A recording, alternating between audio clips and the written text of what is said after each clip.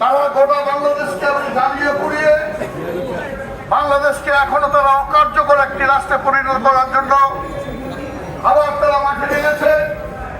আমরা সম্প্রতি লক্ষ্য করে রেখেছি চিহ্নিত রাজাকার আলবদর আল শাম, মুক্তিযুদ্ধের বিরোধী শক্তি বিএনপি, তার ছত্র ছাড়ায় আজকে জামাত শিবির আজকে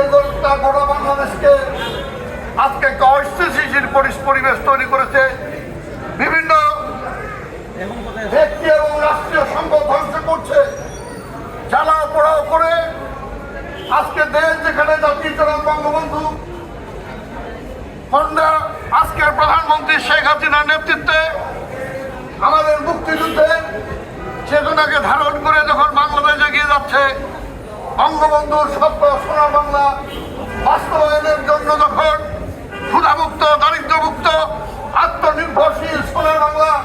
করার জন্য যখন আমরা অনেক দূরে এগিয়ে গেছি, আজকে মধ্যম আয়ের